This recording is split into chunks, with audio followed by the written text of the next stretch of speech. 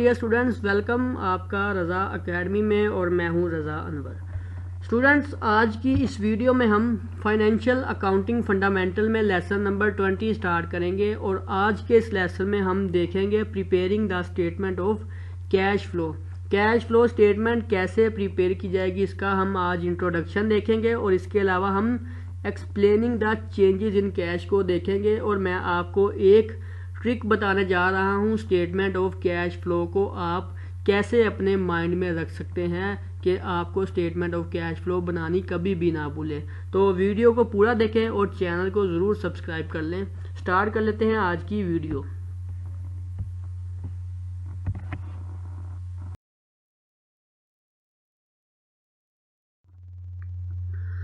Financial accounting fundamental lesson number 20 cash flow statement.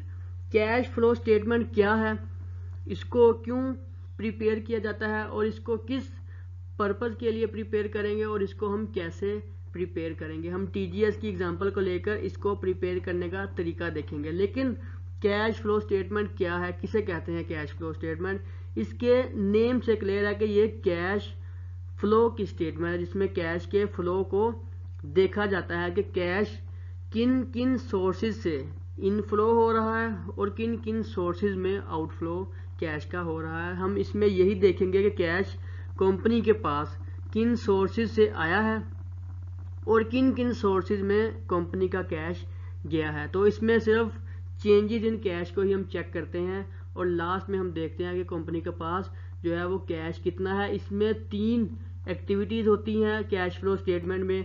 उन 3 activities के बारे में मैं बताऊंगा। अगर आप उन 3 एक्टिविटीज़ को समझ लेते हैं तो आपके लिए कैश फ्लो स्टेटमेंट को प्रिपेयर करना कोई भी मुश्किल काम नहीं होगा। और इसके अलावा मैं आपको एक ट्रिक भी बताऊंगा जिसको आप यूज़ करके कैश फ्लो स्टेटमेंट को प्रिपेयर कर सकते हैं।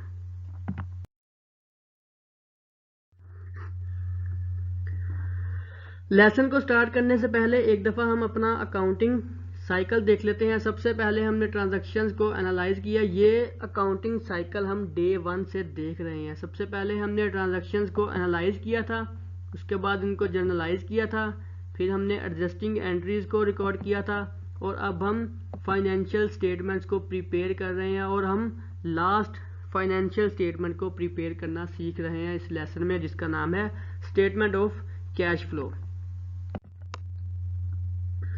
Introduction to the statement of cash flow. जैसा कि मैंने पहले बताया कि कैश फ्लो स्टेटमेंट में कैश का फ्लो चेक किया जाता है। कंपनी के पास कैश किन सोर्सेज से इनफ्लो हुआ है और किन सोर्सेज में कंपनी का कैश आउटफ्लो हुआ है। तो बेसिकली हम कैश के इनफ्लो और कैश के आउटफ्लोज को चेक करते हैं। स्टेटमेंट ऑफ कैश फ्लो में मेजर 3 एक्टिविटीज होती हैं। उन 3 एक्टिविटीज़ में हम जो हमारा कैश इनफ्लो और आउटफ्लो है उसको कैटेगराइज कर लेते हैं। इन 3 एक्टिविटीज़ को हम 1 बाय 1 देखेंगे। इसमें इन्वेस्टिंग एक्टिविटीज़ भी होती है, ऑपरेटिंग एक्टिविटी भी होती है और इसके अलावा फाइनेंसिंग एक्टिविटी होती है। इन 3 एक्टिविटीज़ में कौन कौन से हेड्स आते हैं और इन 3 एक्टिविटीज़ में क्या कुछ लिखा जाएगा उसको हम देख लेते हैं।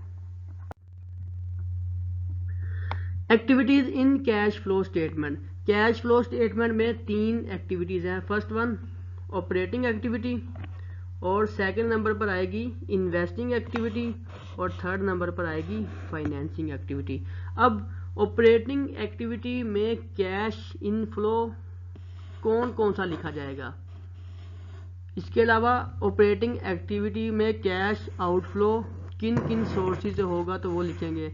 इसी तरह इन्वेस्टिंग और फाइनेंसिंग एक्टिविटी में भी हम देख लेते हैं कि कैश इनफ्लो होगा तो वो फाइनेंसिंग एक्टिविटी में लिखा जाएगा, इन्वेस्टिंग में लिखा जाएगा या ऑपरेटिंग में लिखा जाएगा। हम इसको डिसाइड करेंगे कि जो कैश कंपनी को इन हुआ है उसको किस हेड के नीचे लिखा जाएगा, ऑपरेटिंग के नीचे, इन्वेस्टिंग के या फाइनेंसिंग के। इसी तरह हम कैश आउटफ्लो को भी चेक करेंगे कि अगर कैश आउटफ्लो हुआ है कंपनी से तो उसको आप कौन से हेड के नीचे लेकर आएंगे। सबसे पहले हम ऑपरेटिंग एक्टिविटी में देख लेते हैं।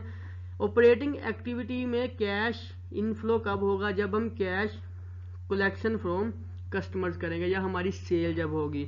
जब हमारी सेल होगी तो हमारे पास कैश इनफ्लो होगा तो हम उसको लिखेंगे ऑपरेटिंग एक्टिविटी में। इसके अलावा receipt of dividend and interest on investment, अगर ये हमारा होगा, डिविडेंड हम रिसीव करेंगे किसी कंपनी में, अगर हमने इन्वेस्टमेंट की है तो वहाँ से हमें डिविडेंड अगर रिसीव हुआ तो उसको हम लिखेंगे ऑपरेटिंग एक्टिविटी में। और ये दो जो चीज़ें हैं इनको हम कैश इनफ्लो के तौर पर ऑपरेटिंग एक्टिविटीज़ में लिखेंगे। अब कैश आउटफ्लो कौन कौन से हो सकते हैं ऑपरेटिंग एक्टिविटी में? सबसे पहले पेमेंट टू सप्लायर, अगर हम सप्लायर्स को पेमेंट करेंगे तो हमारा कैश आउटफ्लो होगा और हम इसको ऑपरेटिंग एक्टिविटी में लिखेंगे। इसके अलावा अगर एम्प्लॉइज को पेमेंट की जाएगी तो हमारा कैश आउटफ्लो होगा और हम इसको ऑपरेटिंग एक्टिविटी में एज अ कैश आउटफ्लो लिखेंगे। Payment for other operating items अगर होगा तो वो भी हमारा कैश आउटफ्लो होगा।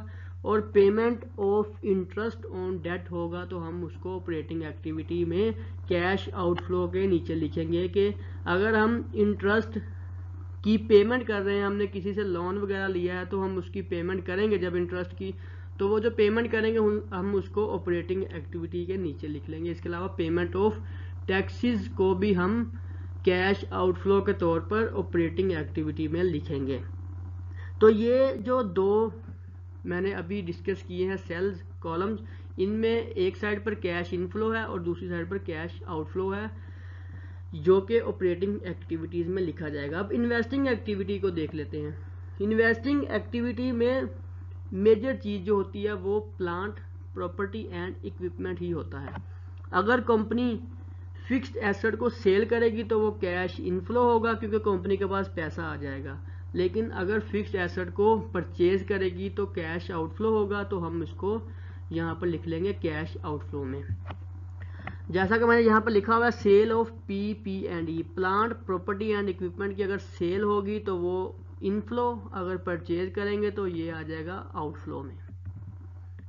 इसी तरह sale of intangible assets, intangible assets के बारे में मैंने बताया था, कंपनी का लोगो, कॉपीराइट्स वगैरह, अगर इसको सेल करेंगे तो कैश इन होगा तो ये इनफ्लो, और अगर परचेज करेंगे इन चीज़ों को तो ये कैश आउटफ्लो हो जाएगा। और ये दोनों चीज़ें लिखी जाएंगी इन्वेस्टिंग एक्टिविटी में। ये बेसिकली कंपनी की इन्वेस्टमेंट को देख रहा है और लॉन्ग टर्म इन्वेस्टमेंट को देखते हैं इसमें। इसके अलावा अगर सेल ऑफ इन्वेस्टमेंट होगी तो कैश इनफ्लो होगा, और अगर परचेज ऑफ इन्वेस्टमेंट होगी तो कैश आउटफ्लो होगा। डाइवेस्चर ऑफ बिजनेस, अगर कंपनी किसी बिजनेस को सेल कर देती है, अपने किसी बिजनेस को या किसी एसेट को, तो वो कैश इनफ्लो होगा इन्वेस्टिंग एक्टिविटी में। अगर कंपनी एक्विजिशन कर लेती है, किसी बिजनेस को एक्वायर कर लेती है, तो वो कंपनी का आउटफ्लो हो जाएगा, तो और ये कैश आउटफ्लो के तौर पर इन्वेस्टिंग एक्टिविटी में लिखा जाएगा। हमारी ये थी इन्वेस्टिंग एक्टिविटी। थर्ड एक्टिविटी हमारी है फाइनेंसिंग एक्टिविटी। फाइनेंसिंग एक्टिविटी में हम देखेंगे कि कंपनी ने कहाँ कहाँ से जो पैसा है वो फाइनेंस किया है, कौन कौन से सोर्सेज से कंपनी ने फाइनेंस किया है। सबसे पहले इशुएंस ऑफ स्टॉक, अगर कंपनी स्टॉक को इशू करने के बाद कैश को रिसीव करेगी, कैश इन होगा तो ये कैश इनफ्लो हो जाएगा। इसके अलावा अगर कंपनी रीपरचेज ऑफ स्टॉक करती है, जो स्टॉक इशू किया था उसी को अगर बाय बैक कर लेती है तो कंपनी का कैश आउटफ्लो हो जाएगा। इसी तरह अगर कंपनी बॉन्ड्स को इशू करती है तो कैश इनफ्लो होगा, और अगर बॉन्ड्स एक्सपायर हो जाते हैं या रिटायर्ड हो जाते हैं तो ये कैश आउटफ्लो हो जाएगा। टेकिंग आउट अ लोन, अगर कंपनी लोन लेगी किसी बैंक से तो ये कैश इनफ्लो होगा क्योंकि कंपनी के पास कैश आ जाएगा। लेकिन कंपनी अगर रीपेमेंट करती है लोन प्रिंसिपल की तो ये कैश हमारा आउटफ्लो हो जाएगा। लेकिन इस लोन के जो इंटरेस्ट पेमेंट है वो अगर हम करेंगे तो वो हमारा ऑपरेटिंग एक्टिविटी में आएगा। लेकिन जब इसकी प्रिंसिपल अमाउंट रिटर्न कर देंगे तो ये हमारा फाइनेंसिंग एक्टिविटी में आएगा। इसी तरह अगर कंपनी को डिविडेंड रिसीव होता है तो ये कैश इनफ्लो ऑपरेटिंग एक्टिविटी में होगा, लेकिन अगर डिविडेंड कंपनी पे करेगी तो ये आउटफ्लो होगा, लेकिन ये फाइनेंसिंग एक्टिविटी में आएगा। ये तमाम वो पॉसिबल आइटम थी जो मैंने आपको बता दी हैं जो कि इन तीन एक्टिविटीज़ में आ सकती हैं। बाकी जो भी चीज़ होगी इन्हीं से रिलेट करेगी। तो आपको ये समझना बहुत ज़रूरी है कि ऑपरेटिंग एक्टिविटीज़ में कौन कौन सी चीज़ें लिखेंगे, इन्वेस्टिंग में क्या लिखा जाएगा और फाइनेंसिंग को कैसे लिखेंगे।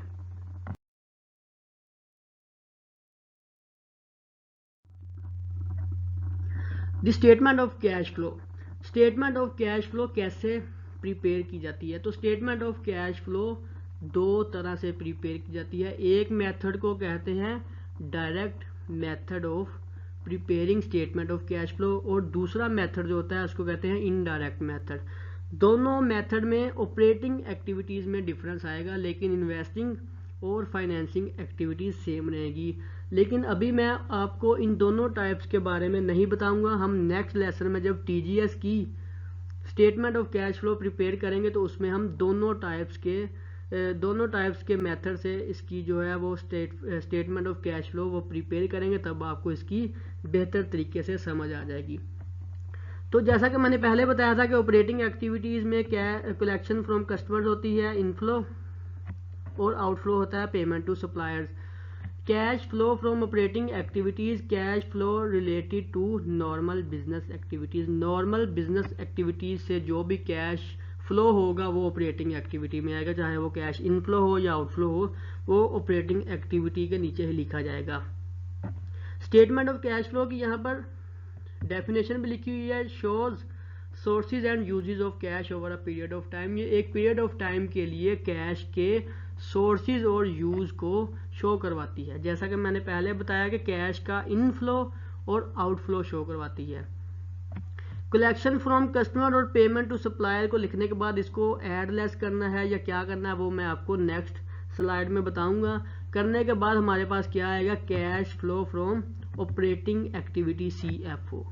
उसके बाद हम नेक्स्ट एक्टिविटी की तरफ आ जाएंगे, इन्वेस्टिंग एक्टिविटी, जिसमें परचेज ऑफ इक्विपमेंट करेंगे तब हमारा कैश आउटफ्लो होगा, और परचेज ऑफ बिल्डिंग करेंगे तो कैश आउटफ्लो होगा। इनफ्लो में भी हो सकता है कि जब हम सेल करेंगे इक्विपमेंट या एसेट की तो वो यहाँ पर हम वो भी लिख देंगे।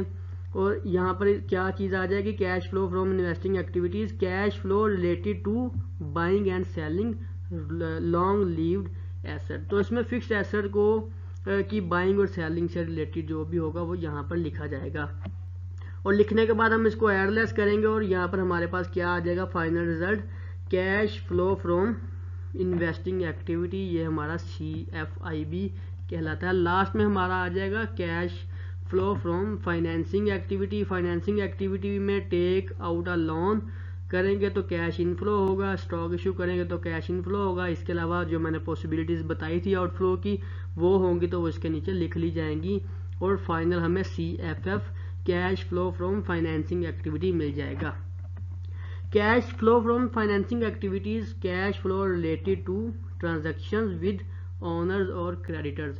तमाम एक्टिविटीज़ का टोटल निकालने के बाद हम क्या करेंगे, CFO financing activities, investing activities और ऑपरेटिंग एक्टिविटीज़ का सम करने के बाद हमारे पास क्या आ जाएगा, चेंज इन कैश, जो कि हमारा फाइनल आंसर है। और यहाँ पर एक बहुत ही इंटरेस्टिंग बात यह है कि जब हम बैलेंस शीट प्रिपेयर करते हैं तो उसके स्टार्ट में हम लिखते हैं एसेट साइड में सबसे पहले कैश, तो वो cash basically cash flow statement से ही लिया जाता है और ये जो फाइनल रिजल्ट आता है उसी को ही हम वहां पर लिखते हैं।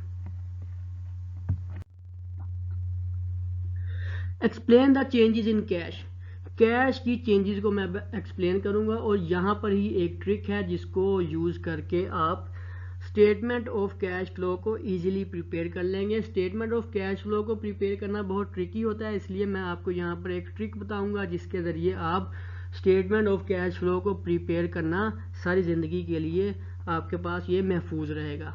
हमें पता है कि बैलेंस शीट इक्वेशन या अकाउंटिंग इक्वेशन एसेट्स इक्वल होते हैं लाइबिलिटीज़ प्लस ओनर्स इक्विटी।